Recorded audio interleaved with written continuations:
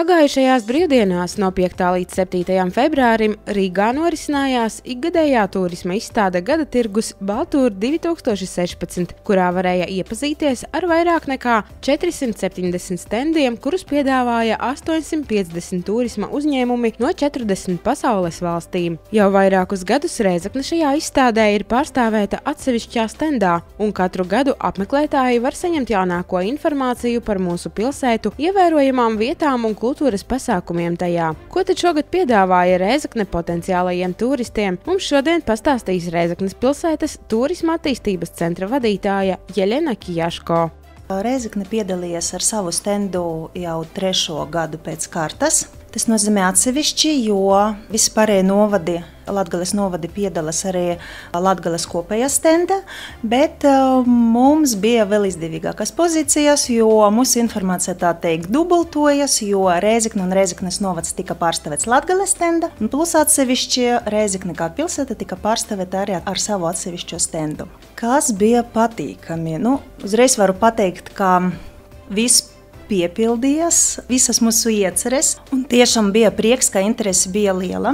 Pirmā diena, tā bija piekdiena, bija profesionāļu diena, kad vairāk nāka cilvēki no turoperatoriem, sadarbības partneri, noslēgt līgumus vai tā aprunāties sadarbības jautājumos. Bet sestdiena un svētdiena tur vairāk nāca cilvēki tieši priekš sevis, varbūt individuāli ģimenes un individuāli ceļotāji un visi interesanti. Tiešām, kā es ieminēju, interese bija liela un kas ļoti bija patīkams pārsteigums, ka 90% jau, 90 pat vairāk varbūt procenti jau zina mūsu goru, mūsu ne tikai Rēzeknes, bet, kā mēs uzskatām, Latgales pērle. Un pat tie, kuri nav bijuši Rēzekne, viņi arī zina, ka tāda akustiskā koncerta zāle mums ir, ka mēs lepojamies ar to, viņi ir dzirdējuši, un viņi noteikti kaut kādā grib apmeklēt to. Rēzeknes stenda apmeklētājiem bija iespēja iepazīties ar Rēzeknes turisma piedāvājumiem, ar visiem materiāliem. Pirmkārt, tā bija visizplatākais materiāls, tas bija Gora gada notikuma programma. Otrkārt, tā bija mūsu skaista puķīte, pilsētas notikuma programma 2016. gadam. Un, protams, liela un skaista smuka buklete par Rēzekni, kur cilvēkiem bija iespēja saņemt visu informāciju gan par Rēzeknes apskatu, turisma apskates objektiem, gan par naktsmetnēm, par ēdināšanas iespējām un par visu turistiem nepieciešamāko. Vēl apmeklētāju izklaidei speciāli bija izgatavota tāda liela formāta puzle, kur visi interesanti varēja salikt lielu pilsētas karti ar visiem turisma objektiem. Protams, tas izraisīja lielu interesi, jo, cik mēs sapratām, tā bija pirmā tāda ideja izstāde, un bija atnākuši pat kolēģi no citiem Latvijas ticiem, un ar apbrinojumu, ka cik laba ideja novērtēja tiešām. Sestdien savukārt apmeklētājus izklaidēja Rēzeknes folklora kapela Vīteri, kas atkal izraisīja lielu interesi un pulcēja lielu apmeklētāju skaitu. Vēl saviem apmeklētājiem mēs piedāvājam piedalīties konkursā, atbildēt uz dažiem jautājumiem, kas saistīti, protams, ar Rēzeknes pilsētu, ar turisma objektiem, un tie, kuri varēja atbildēt pareizi uz 2 no 3 jautājumiem, bija iespēja saņemt balvas, kuras laipni piedāvāja mums turisma pakalpojumu sniedzēji, tādi kā viesunām Zaļā sāla, pizzerija La Pizza, viesnīca Kolonna, kempings Raznes ezerā, lauku mājas un pat laivā Buruguru. Protams, cilvēki bija sajūsmā par to.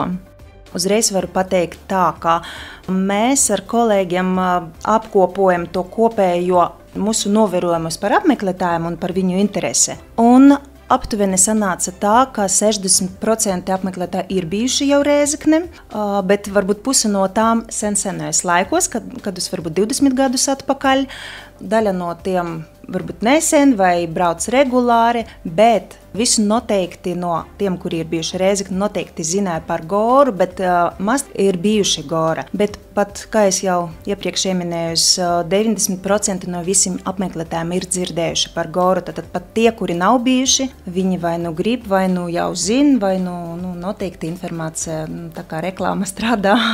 Protams, mūsu galvenais uzdevums bija popularizēt Rēzekni kā turisma galamērķi. Varbūt pat nav obligāti tikai pilsētu kā tādu, jo mēs salīdzinoši tomēr esam maza pilsētā, bet tas mums nāk par labu, jo te pat tie paši rīdznieki var ļoti labi apvienot gan augsta līmeņa kultūras dzīvi, pasākumi, koncertus, un ar atputu dabā, pie ezeriem. Tā kā principā mēs mēģinājām to piedāvāt turismu pakalpojumu kopumā. Un, protams, uzsvert, cik stipri, cik daudz ir mainījusies pilsētā pēdējo gadu laikā.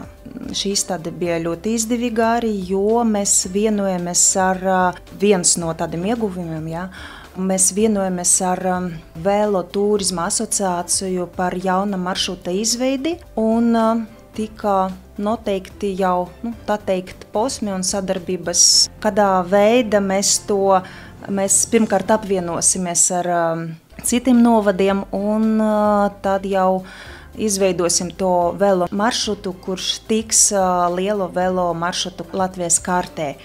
Protams, arī ir stiprināta sadarbība ar pārējiem Latvijas turisma informācijas centriem, jo, protams, mums jāsadarbojas kopā. Un nobeigumā es gribētu pamudināt arī pašus rēzekniešus būt aktīvākiem un piedalīties turisma dzīve un izmantot un iepazīties ar tiem pašiem turisma objektiem, kas ir mūsu Rēzeknē. Jo parasti paši pilsētu iedzīvotāji nevisai novērtē tas, kas mums ir, un mums tas liekas viss ļoti parasts. Bet īstenībā es domāju, ka ne visi rēzeknieši pat ir dzirdējuši stāstu un varbūt nav bijuši ekskursijā mūsu pašu pilskalna vai nu pat Gorā. Tā kā es aicinu aktīvāk apmeklēt un varbūt ņemt līdzi draugus, radus, pat no citām pilsētām varbūt, un iesaistīties mūsu pilsētas izklaides un turisma dzīvēm.